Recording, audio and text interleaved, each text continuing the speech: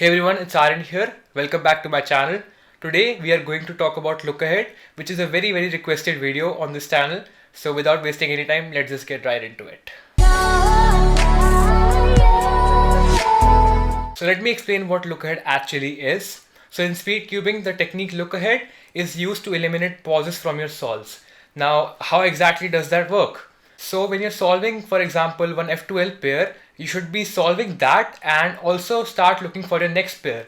Same goes for your cross or some other F2L pairs, and that is basically the concept of look ahead. So your hands are going to solve the pieces, but your brain will constantly look for your next pieces, and that is actually look ahead. So now that you know that these two processes happen at the same time, you solving and you looking for the pieces, now we can actually go on to some practice methods to improve your look ahead. So now that you know that both the processes, that is solving the pieces and looking for your next pieces, are simultaneous, we can talk about a few reasons why you might be lagging behind in look ahead. So the first reason is that you're turning way too fast. So if you're turning way too fast, your brain will not be able to catch up with your hands and what you're doing on the cube, and ultimately you will have just a very terrible look ahead and just bad solves overall. And the second reason you might be having a bad look ahead is because you are not efficient. So if you're not efficient, that is you're inefficient, that means you're doing way too many moves or you're just rotating quite a bit on your cube, and that is just like leading you to pause more and just look for pieces at a slower speed. Now if you are a beginner who has just started a different method, maybe like CFOP or RU, you might be pausing more because you're not used to the method, and that just gets better with practice. And if you're someone who is relatively faster and is comfortable with the method, you need to work on your efficiency, and that's where you'll just improve your look ahead. So this second point also ties to the first point, meaning if you're inefficient, you might be turning a little more quickly to compensate for that, and you'll just do random moves to solve the pieces. And it goes the other way around as well. If you're turning fast, you might be a little more inefficient to just compensate for the inefficiency. And the third reason may be that you're not turning accurately. Now again, this leads to the first and second points as well. If you're turning fast, you will lock up more and then your turning will be inaccurate.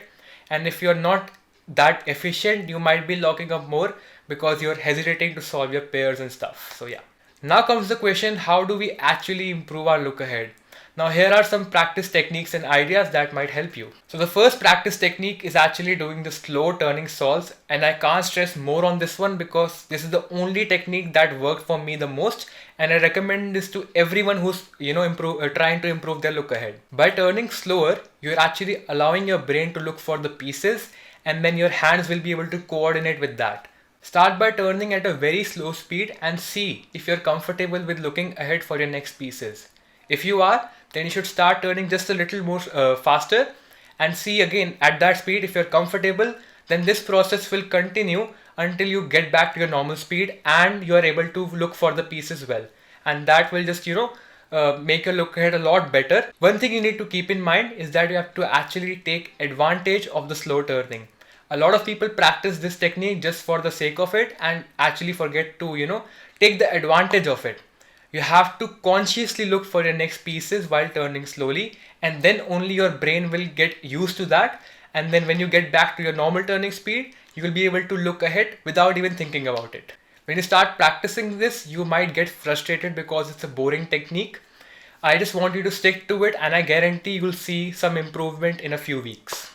The second practice technique is actually very similar to the first one, but here we are using a tool known as metronome. You can use this tool in CS Timer like I am showing you on the screen.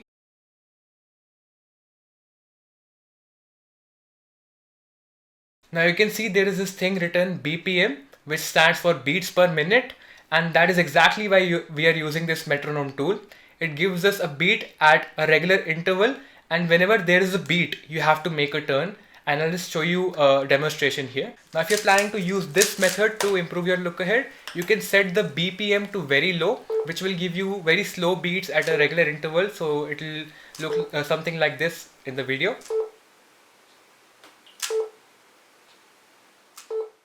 So if you're planning to use this method, that means you're going to use metronome. You have to set the BPM to very low at first and see if you're able to look ahead at that speed or not. Once you get comfortable there, you should increase the BPM until you get back to your normal turning speed pretty much, and then you'll have a good look ahead as well. The first and the second practice methods are actually very similar. I used to use metronome when I started cubing, but slowly I just did slow turning solves. If you're planning to use slow turning solves technique, then you can just just practice while watching TV or something. That will just give you more time to practice that technique, because if you're like deliberately sitting down to practice that, you might just get bored and you'll just leave it there. So that is one tip that I can give you. The third technique is actually not a technique, but you should try to improve your efficiency, because if you're just taking a lot of moves to solve something, then you'll just end up getting bad times and bad look ahead. Now, to improve efficiency, you can watch a lot of walkthrough solves, maybe some advanced F12 videos. And if you're a beginner, then you should just try to focus on your basics more. See if you're doing F12 correctly or not if you're using the Friedrich method. And do not try to learn anything very advanced. The more you focus on your basics at the early stage, the better your look ahead will be. So this was my take on look ahead, and these were some ideas to improve look ahead. Now I have used all the three techniques myself, and I used the first two to improve my look ahead, and the third one to obviously improve my efficiency. And all the three methods will actually work on almost every aspect of your solving, like your turning speed, turning accuracy, etc.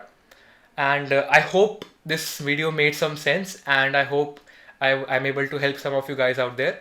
If you have any questions, you can ask me in the comment section below. And to improve efficiency, you can watch a bunch of walkthrough solves by cubers who are faster than you. Seeing what other cubers do in their solves will help you to understand what you might be doing wrong and what moves you might be wasting in your solves, and that will ultimately help you to better your look ahead and also your efficiency. Thank you for watching this video, and make sure you subscribe to my channel and like this video if you found this helpful. And until next time, cheers.